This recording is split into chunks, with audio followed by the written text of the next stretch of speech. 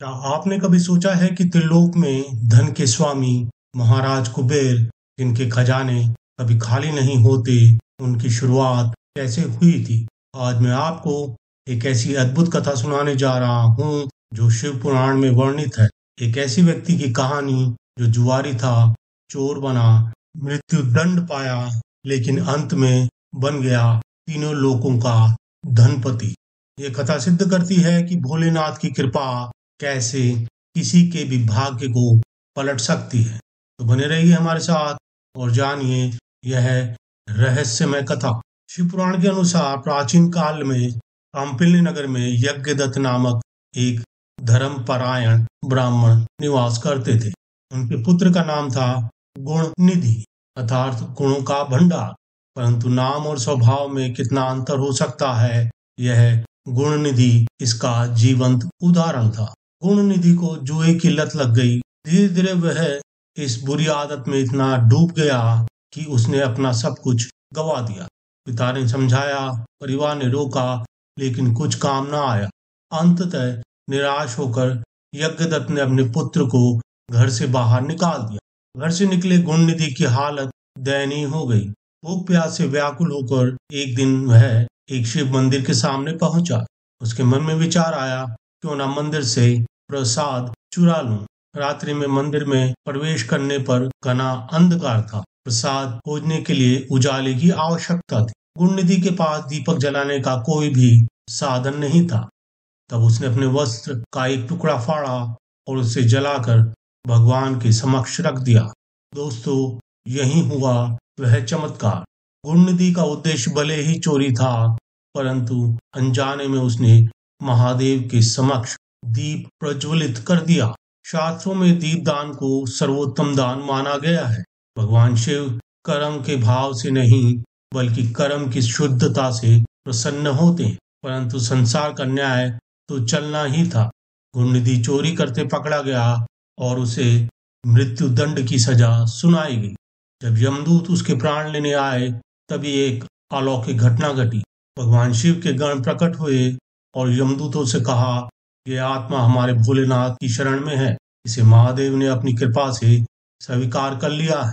शिवगण गुणनिधि को शिवलोक ले गए, जहां उनकी आत्मा पूर्णतः शुद्ध हो गई।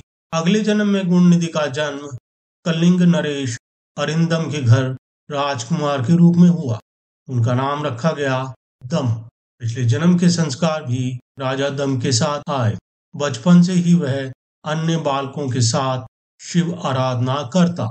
युवावस्था में राजा बनने के पश्चात उसने संपूर्ण राज्य में शिव भक्ति का प्रचार किया और सबसे विशेष बात, उसने आदेश दिया कि प्रत्येक शिव मंदिर में निरंतर दीपक जलते रहें।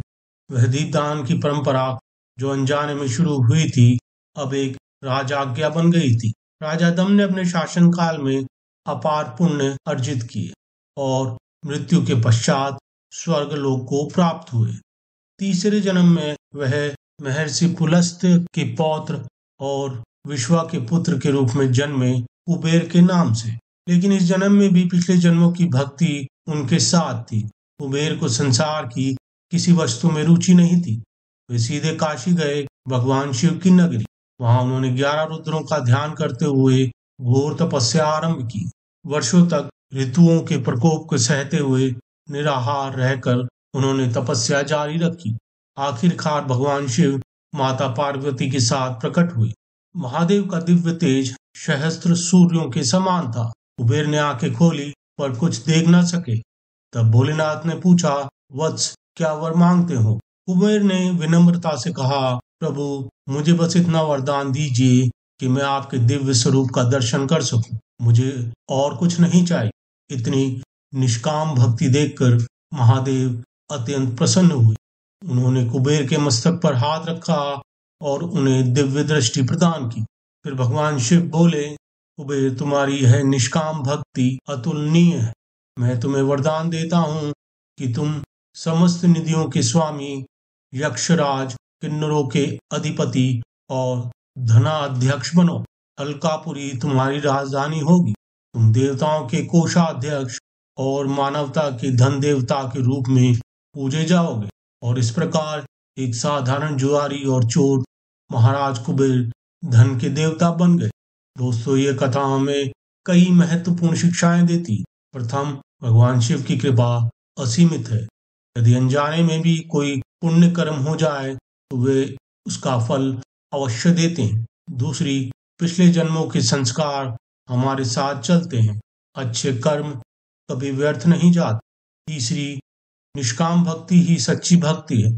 कुबेर ने धन नहीं, केवल भगवान के दर्शन मांगे और भगवान ने स्वयं उन्हें धन का स्वामी बना दिया। तो यह थी महाराज कुबेर की अद्भुत कथा। अगर यह कथा आपको प्रेरणादायक लगी हो तो वीडियो को लाइक करें, शेयर करें और हमारे चैनल मोटिवेशन मैजिक बॉक्स को सब्सक्राइब करना ना भूलें। कमेंट में बताएं क्या आप भी भगवान शिव की ऐसी ही अन्य कथाएं सुनना चाहेंगे।